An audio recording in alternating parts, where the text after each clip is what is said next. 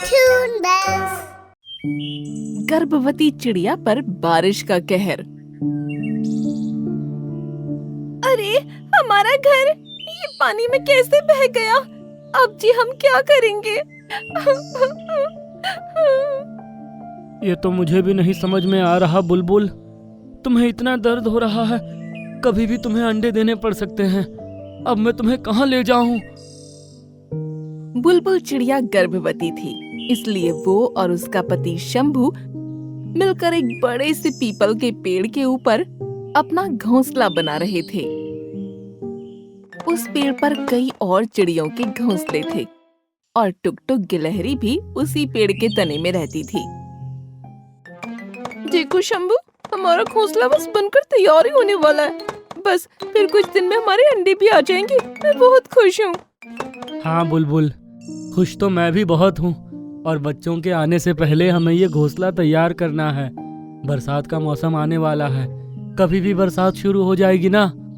अरे बुलबुल, तुम गर्भवती हो, इतनी मेहनत क्यों करती हो?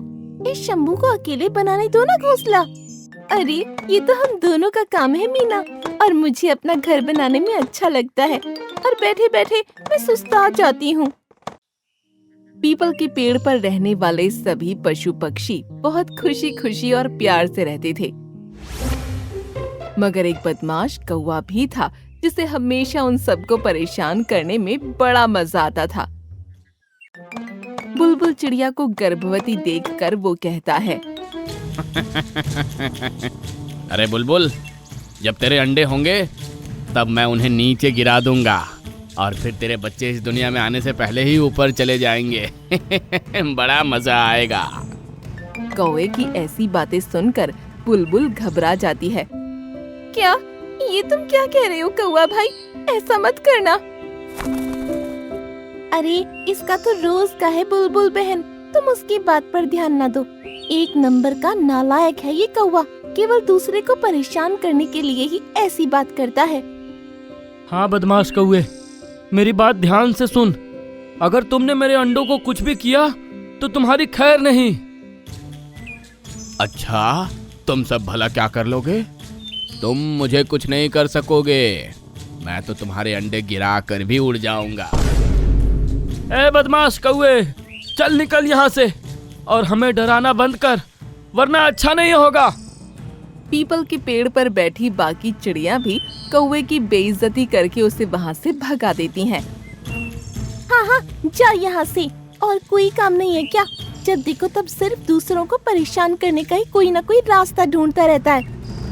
चल चल भाग यहाँ से काले कौवे, ये तो इतना काला है, इसे देख लो तो दिन ही खराब हो जाता है।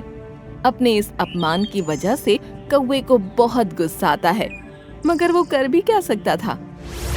अभी पेड़ पर बैठी सारी चिड़िया एकजुट हो गई थीं, इसीलिए फिलहाल बदमाश कौवा उड़ जाता है। लेकिन उसकी धमकी की वजह से बुलबुल अंदर ही अंदर बहुत डर रही थी। सुनिए जी, पक्का वो बदमाश कौवा हमारे अंडे नहीं गिराएगा ना? मुझे बहुत डर लग रहा है। हाँ हाँ बुलबुल, मैं हूँ ना, तुम चिंता क्यों करती हो? और पेड़ पर बाकी पंछी भी तो है, वो भी हमारी मदद करेंगे। और अपनी इतनी बेइज्जती होने के बाद वो मनहूस यहाँ कभी दोबारा नजर नहीं आएगा।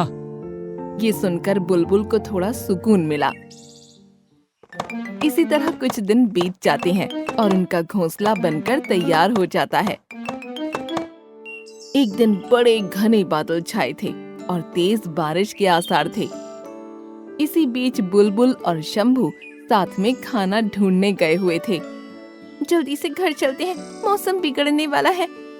हाँ, वापस चलते हैं। घर में इतने दाने तो है ही कि आज रात आराम से कट जाएगी। बाकी मैं कल सुबह जल्दी उठकर खाना ढूंढ लाऊंगा। वापस चलते हैं। दोनों वापस लौट ही रहे थे और रास्ते में जोर की बारिश शुरू हो गई। अरे नहीं, बारिश तो शुरू भी हो गई। बस अब घर आने ही वाला है, अब हम जल्दी से घर पहुंच जाएंगे। इधर दोनों जल्दी जल्दी उड़कर घर पहुंच रहे थे और उधर मौका पाकर कालू कौवा उनके घोंसले के पास आकर बैठ जाता है। उस दिन इन दोनों ने सबके सामने मेरी इतनी बेइज्जती करवाई ना, अंडे गिराना तो बाद की बात है। पहले तो मैं इनका ये इतनी मेहनत से बनाया हुआ घोंसला तोड़ दूंगा। फिर कहाँ देगी ये अंडे? जल्द ही कोई बिल्ली इसके अंडों को ढूंढ कर खा लेगी। ये कहकर कौवा घोंसला जमीन पर गिरा देता है और बारिश भी जोरों से होने लगती है। कौवा खुद को बचाने के लिए जल्दी से जाकर सामने वाले पेड़ की डाल पर बैठ जाता है। अब आएगा ना मजा। ये बुलबुल और शंभू का तमाशा देखने में तो बहुत आनंद आएगा। कालू ने इतना कहा ही था कि बुलबुल और शंभू तेज बारिश में भीगते हुए वहां पहुंच जाते हैं। हे भगवान, ये क्या? हमारा घोंसला कहाँ गया? हमारा घोंसला आखिर किसने तोड़ा? ये क्या? यहाँ तो हमारा घोंसला ही नहीं है। किसी ने हमारा घोंसला गिरा दिया। अब हम क्या करें? मुझे कुछ समझ में नहीं आ रहा बुलबुल। आखिर ये किसका काम हो सकता है? नहीं, अब क्या होगा? हमारे बच्चों का क्या होगा? मैं अंडे कहाँ दूंगी? हे भगवान, ये सब हमारे साथ क्या हो रहा है? हमने कभी किसी का कुछ भी बुरा नहीं किया, फिर भी। फिक्र मत करो बुलबुल, कोई ना कोई रास्ता जरूर मिल जाएगा। चलो चलकर अपने पड़ोसियों से मदद मांगते हैं। बुलबुल और शंभू को इतना परेशान देखकर सामने वाले पेड़ पर बैठा वो कौवा जोर जोर से हंसने लगता है। अब आ रहा है ना मजा। ये तमाशा देखने के लिए ही तो मैंने इतने दिन इंतजार किया। आखिर मेरे अपमान का बदला भी पूरा हुआ। तो मतलब ये सब तुम्हारा काम है, नालायक कौवे। और क्या, इतना बेहतरीन काम मेरे सिवा और कौन कर सकता है भला? ये तुमने ठीक नहीं किया। ये पाप है, पाप। और देखना, जल्द ही तुम्हें तुम्हारे पापों की सजा भी मिलेगी। शंभू और बुलबुल का इतनी मेहनत से बनाया वो घोंसला तो गिर गया था, मगर साथ साथ तेज बारिश और ठंड की वजह से अब बुलबुल और शंभू कांप रहे थे। अब मैं और ज्यादा देर नहीं रुक सकती। बहुत दर्द हो रहा है, बहुत ठंड भी लग रही है। बुलबुल, आओ चलो अपने पड़ोसियों से मदद मांगते हैं। वो हमारी मदद जरूर करेंगे। शंभू और बुलबुल मीना चिड़िया के घोंसले के पास जाते हैं और उड़ते हुए ही उससे कहते हैं, मीना बहन, कौवे ने बदले के लिए मेरा घर गिरा दिया। क्या मैं तुम्हारे घोंसले में अंडे दे सकती हूँ? क्या? नहीं नहीं बुलबुल, भला मेरे घोंसले में इतनी जगह कहाँ? माफ करना, कहीं और जाओ। मगर अब हम और कहाँ जाएंगे और किससे मदद मांगेंगे? वो मैं नहीं जानती, मगर यहाँ तो वाकई में कोई जगह नहीं है। तुम खुद ही देख लो ना। मीना उन दोनों की मदद नहीं करती। तब वो उड़कर मंजू चिड़िया के घोंसले पर जाते हैं। मंजू खिड़की पर बैठी बारिश का मजा ले रही थी। मंजू बहन, मेरी मदद करो, मैं अंडे देने वाली हूँ और मेरा घर टूट गया है। ओहो, ये तो बहुत बुरा हुआ। पर माफ करना, मेरे घर मेहमान आने वाले हैं, तो तुम यहाँ अंडे नहीं दे सकती हो। मगर इतनी बारिश में भला कौन आएगा? उससे तुम्हें क्या? मंजू गुस्से में खिड़की बंद कर लेती है। फिर शंभू और बुलबुल उदास होकर आसपास की बाकी चिड़ियाओं से मदद मांगते हैं, पर एक एक करके सब उन दोनों को अपने घर में जगह देने से मना कर देते हैं। ये क्या हो रहा है शंभू? इतना खराब मौसम है, हमारा घोंसला भी टूट गया, हर जगह पानी ही पानी है। ऐसे में मैं कहाँ अंडे दूंगी? कुछ समझ में नहीं आ रहा बुलबुल, सबने हमारी मदद करने से मना कर दिया। अब तो बुलबुल ठंड से एकदम ठिठुर रही थी और सामने ही बैठे कौवे को अभी भी शर्म नहीं आ रही थी। वो लाचार बुलबुल और शंभू को देखकर मजे ले रहा था। लेकिन तभी बुलबुल और शंभू को एक आवाज सुनाई दी। बुलबुल बहन, शंभू भैया, आप यहाँ आ जाओ मेरे घर में। ये कोई और नहीं, टुक टुक गिलहरी थी, जो पेड़ के तने में रहती थी। बुलबुल और शंभू उसकी आवाज सुनकर बहुत खुश हुए और जल्दी से उसके घर के अंदर चले गए। तुम्हारा बहुत बहुत शुक्रिया टुक टुक। जब किसी ने हमारी मदद नहीं की तब तुमने की, जबकि तुमसे तो हमारी कभी ज्यादा बात भी नहीं हुई। बात नहीं भैया, मुसीबत के समय में एक दूसरे के काम आना ही तो जंगल का नियम है ना। बुलबुल बहन, तुम यहाँ अंडे दे दो, ये गर्म जगह है। बुलबुल वहीं टुक टुक के घर में अंडे दे देती है, लेकिन कौवे को ये सब देखकर बहुत गुस्सा आ रहा था। अरे ओ टुक टुक गिलहरी, तुमने अच्छा नहीं किया। इनकी मदद करके तुम मुझसे पंगा ले रही हो, याद रखना। कौवे की ये आवाज सुनकर चंबू और टुक टुक घर से बाहर झांकते हैं, मगर वो कुछ कहते उससे पहले तेज बिजली कड़की और बिजली उसी डाल पर गिरी जिस पर कौवा बैठा था, और वो डाल के साथ ही नीचे बह रहे पानी में आ गिरा। बचाओ बचाओ, मैं डूब रहा हूँ, कोई बचाओ। ये नजारा देखकर टुक टुक और शंभू दोनों हैरान हो जाते हैं। इसे कहते हैं जैसी करनी वैसी भरनी। कालू डूब रहा था और तभी उसी पानी में शंभू और बुलबुल का घोंसला भी बहता हुआ आ जाता है और कौवा उसी का सहारा ले लेता है। बाल बाल बचा, आज तो जान से गया था। देखा दुष्ट कौवे, जिस घोंसले को तूने गिराया था वही तेरा सहारा बन गया।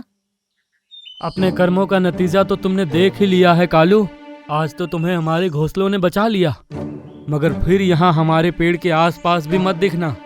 अगर दिखे तो अगली बार तुम्हें कोई नहीं बचा पाएगा। कौवा पानी में घोंसले का सहारा पकड़े हुए आगे बह जाता है और उसे भी अपनी गलती का एहसास हो जाता है। वो दोबारा कभी बुलबुल और शंभू को परेशान नहीं करता है। हे भगवान, रहम करो, ये बारिश तो रुकने का ही नाम नहीं ले रही। मुझे लगा था कि बरसात का मौसम नजदीक ही है। बाहर का मौसम देखकर तो लगता है अगले 4-5 दिन तक बारिश रुकने वाली नहीं है। अब हमारा क्या होगा? घर में एक भी दाना नहीं है खाने के लिए। सब तुम्हारी गलती है माँ। जब तुम्हें पता था बरसात का मौसम आ रहा है तो कुछ दिन के लिए राशन जमा करके नहीं रख सकती थी। खुद तो 2 दिन से भूखी हो, तुम्हारे चक्कर में हम भी भूखे मर रहे हैं। रानी चिड़िया सुंदरपुर के जंगलों में रहती थी। रानी चिड़िया सिर्फ नाम की रानी नहीं थी, उसका दिल भी रानी की तरह बहुत बड़ा था।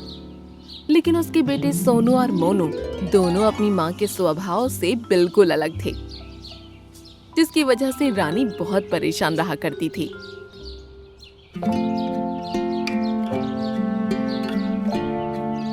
सोनू, मोनू, अरे मेरे बच्चों, कहाँ हो तुम? जल्दी से थोड़ा पानी लेकर आओ ना, मेरा सर बुरी तरह से चकरा रहा है। बाहर तो ऐसा लग रहा है जैसे आग बरस रही हो। तुम दोनों के लिए खाना लेकर मैं कैसे घर पहुंची हूँ ये मैं ही जानती हूँ। अरे मम्मी, क्यों हाय तौबा मचा के रखी है आपने? गर्मी क्या सिर्फ आपके लिए पड़ रही है? सारे पक्षी रोज काम पर जाते हैं, लेकिन आपकी तरह हाय गर्मी कोई नहीं चिल्लाता। बिल्कुल ठीक कहा भैया आपने। मम्मी की तो शोर मचाने की आदत हो गई है। बच्चों, गर्मी अपने प्रचंड रूप में है। मुझे लगता है अब जल्दी ही बरसात शुरू हो जाएगी। पिछले कई सालों से हमारे घोंसले की मरम्मत भी नहीं हुई है। अगर हम अभी भी नहीं जागे ना तो देखना, इस बारिश में बहुत बुरा हाल होने वाला है हमारे घोंसले का। माँ, तुम्हारी तो बस हल्ला मचाने की आदत हो गई है। पिछले साल भी आप ऐसे ही शोर मचा रही थी, कुछ हुआ नहीं हुआ ना? देखना आप, अभी 5-6 साल हमारा ये घोंसला कहीं नहीं जाने वाला। आप तो वैसे ही बात बात पर घबराती रहती हो। बेटा, इतनी कामचोरी अच्छी बात नहीं है। उम्र और अनुभव में मैं तुमसे बड़ी हूँ और मेरा अनुभव कहता है कि हमारा ये घोंसला इस साल की बारिश नहीं झेल पाएगा। आलस छोड़कर घोंसले से बाहर निकलो और कल से तुम दोनों भी मेरे साथ काम पर चलो। हम तीनों माँ बेटा तिनका तिनका जोड़कर अपने लिए नया घोंसला बनाएंगे और अपने नए घोंसले में आने वाले बरसात के मौसम के लिए ढेर सारा खाना जमा कर लेंगे। फिर तुम देखना बरसात का कैसे धूमधाम से स्वागत करते हैं हम लोग। कमाल करती हो माँ तुम भी। बाहर इतनी गर्मी पड़ रही है, कैसे निकलेंगे इतनी धूप में? हमसे तो बाहर इतनी धूप में जाकर काम नहीं होगा।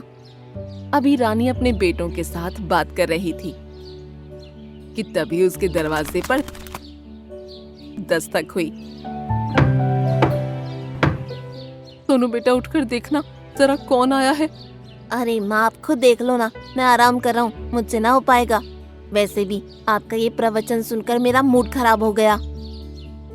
अपने बेटे की बात सुनकर रानी चिड़िया दुखी होते हुए दरवाजे तक जाती है तो देखती है सामने मिट्ठू मौसी खड़ी हुई है। अरे मिट्ठू मौसी, क्या हुआ? आप ठीक तो हो ना? अरे बिटिया, क्या बताऊं, 2 दिन से बड़ी कमजोरी लग रही है। दाना लेने के लिए भी बाहर ना जा पाई।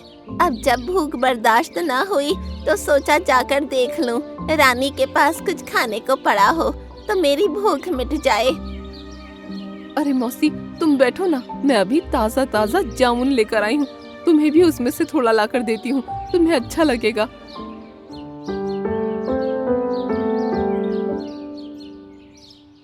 माँ, जब हमारे लिए बाहर से खाना लाना होता है तो रोज हमें बातें सुनाती हो, और ये मौसी हर तीसरे दिन मुफ्त का राशन लेने आ जाती है।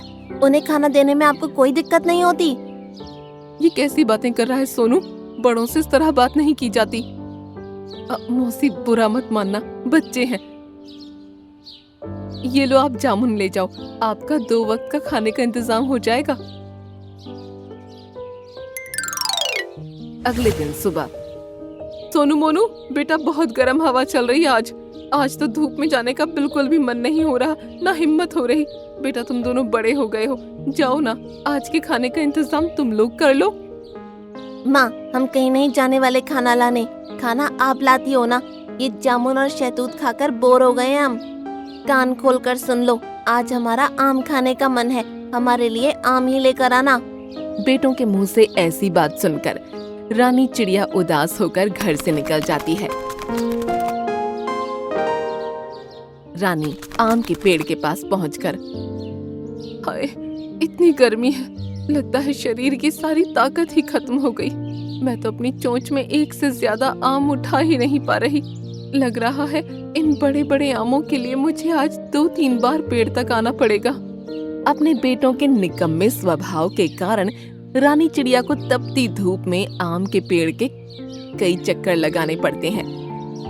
ज्यादा देर तक धूप में रहने के कारण रानी चिड़िया बीमार पड़ जाती है। अगले दिन, माँ, भूख लग रही है, तुम आज दाना लेने नहीं गई? जल्दी से जाकर खाना लेकर आओ, भूख से मेरी तो जान ही निकल जाएगी। बेटा, कल मैं इतने मीठे रसीले आम लेकर आई थी, तुम लोगों ने पूरा खत्म कर दिया क्या? हाँ हाँ, वो तो हमने रात में ही खत्म कर दिया था। उन आम को छोड़ो, पेड़ पर अभी बहुत सारे आम लगे होंगे, जल्दी से हमारे लिए और आम लेकर आओ। दोनों बेटों की बात सुनकर रानी चिड़िया आम लेने घर से निकलती है, लेकिन कुछ दूर तक उड़ते ही वो चक्कर खा के पेड़ के नीचे गिर जाती है। मुझसे तो पंख ही नहीं फड़फड़ाए जा रहे, मुझसे नहीं हो पाएगा। रानी चिड़िया जाकर अपने घोंसले में लेट जाती है और अगले 2-3 दिन रानी चिड़िया के ऊपर बहुत भारी गुजरते हैं। हर गुजरते दिन के साथ रानी की हालत बिगड़ती जा रही थी। घर में थोड़ा बहुत जो अनाज बाकी था, सोनू और मोनू ने खाकर वो भी खत्म कर दिया था। अब उनकी लगभग भूखे मरने की नौबत आ गई थी। उसी रात आसमान में काले बादल घेर आए और देखते ही देखते तेज बरसात शुरू हो गई। हे भगवान, रहम करो, ये बारिश तो रुकने का ही नाम नहीं ले रही। मुझे लगा था कि बरसात का मौसम नजदीक ही है। बाहर का मौसम देखकर तो लगता है अगले 4-5 दिन तक बारिश रुकने वाली नहीं है। अब हमारा क्या होगा? घर में एक भी दाना नहीं है खाने के लिए। सब तुम्हारी गलती है माँ। जब तुम्हें पता था बरसात का मौसम आ रहा है तो कुछ दिन के लिए राशन जमा करके नहीं रख सकती थी? खुद तो 2 दिन से भूखी हो, तुम्हारे चक्कर में हम भी भूखे मर रहे हैं। बेटे के मुंह से ऐसी बात सुनकर अब तो रानी को गुस्सा आ गया। बेशर्मी की कोई हद होती है कि नहीं? बिल्कुल चुप करो तुम दोनों। अगर इतने निकम्मे ना होते तो आज ये दिन न देखना पड़ता। जिसके घर में तुम्हारे जैसे 2 जवान बेटे हो, उसके बाद भी वो माँ अपने टूटे फूटे घोंसले में भूखी बैठी हो। इससे ज्यादा शर्म की बात और क्या हो सकती है? अरे उम्र ढल रही है अब मेरी, तुम्हें शर्म नहीं आती? खाना पानी हर चीज के लिए माँ के ऊपर ऑर्डर चलाते हो। तुम दोनों तो इतने निकम्मे हो कि अगर मैं 4 दिन बाहर से दाना पानी ना लेकर आऊं तो तुम आलस में यहीं घोंसले में पड़े पड़े मर जाओगे। शुक्र मनाओ कि किसी तरह ये घोंसले की छत बनी रहे, वरना अगर आज के तूफान में छत गिरी तो हम सड़क पर आ जाएंगे, फिर तो हमारा मरना तय है, समझ लो। रानी चिड़िया लगातार भगवान को याद कर रही थी कि किसी तरह ये बरसात का मौसम गुजर जाए और फिर वो अपने लिए कहीं रहने की जगह का इंतजाम कर ले। लेकिन शायद उसका समय ही खराब था। सुबह होते होते बारिश ने भयानक रूप ले लिया। बारिश के साथ साथ तेज हवाएं भी चल रही थीं और इसी बीच रानी के घोंसले की छत उड़ जाती है। माँ, ये क्या हो गया? हमारे घोंसले की छत तो तूफान में उड़ गई। बारिश का पानी अंदर भर रहा है, अब हम क्या करेंगे? अब हम कुछ नहीं कर सकते, जो किया है उसे भुगतने का समय आ गया है। अब समझ में आया कि माँ की बातों को न मानने से क्या होता है। माँ, बहुत तेज बारिश है, मैं पूरा भीग गया हूँ, मुझे बहुत ठंड लग रही है, कुछ करो। चलो किसी पेड़ की डाल के नीचे छुपकर बारिश से बचने की कोशिश करते हैं। रानी और उसके दोनों बेटे अपने घोंसले से निकलकर पेड़ की एक घनी शाखा के बीच में छुपकर खुद को बचाने की कोशिश करते हैं। तभी मिट्ठू मौसी को अपने घर की खिड़की से रानी और सोनू मोनू बारिश से जूझते नजर आते हैं। अरे ओ रानी, तूफान आया हुआ है, इतनी बारिश में तू पेड़ पर क्या कर रही है? जा अपने घोंसले में जाकर बैठ और दरवाजे खिड़कियाँ अच्छे से बंद कर लेना। मौसी, मेरा घर तो इस बारिश में तबाह हो गया। मेरे बच्चे और मैं बेघर हो गए हैं। समझ नहीं आ रहा अब तूफान में कहाँ जाऊँ, क्या करूँ? अरे इतनी बड़ी बात हो गई, तूने मुझे बताया क्यों नहीं? जल्दी से मेरे घोंसले में आ जा, बातें करने में समय खराब मत कर। मिट्ठू मौसी की बात सुनकर रानी और सोनू मोनू जल्दी से मिट्ठू के घोंसले में पहुंच गए। अरे बच्चों, तुम तो सर्दी से कांप रहे हो। मेरे पास थोड़ा अनाज पड़ा है, मैं तुम्हारे लिए सूप बना कर लाती हूँ। थोड़ी गर्माहट मिलेगी तो तुम्हें अच्छा लगेगा। थोड़ी देर में मिट्ठू मौसी सबके लिए गर्मा गर्म सूप बना कर ले आई, जिसे सोनू और मोनू एक ही बार में सफा चट कर देते हैं।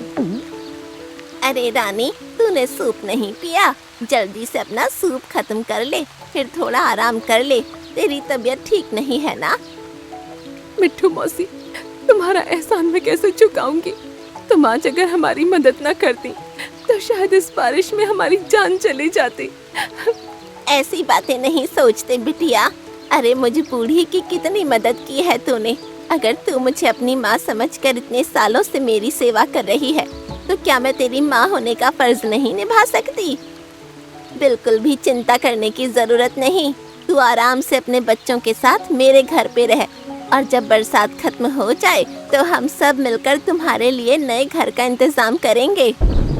हमें माफ कर दो मौसी, हमने तो हमेशा आपका मजाक ही उड़ाया, लेकिन आज आपने हमारी मदद करके साबित कर दिया कि अच्छाई कभी व्यर्थ नहीं जाती। माँ, तुम भी हमें माफ कर दो ना। आज के बाद हम कभी आलस नहीं करेंगे, अपनी जिम्मेदारियों को समझेंगे और घर के सारे कामों में भी आपका हाथ बटाएंगे।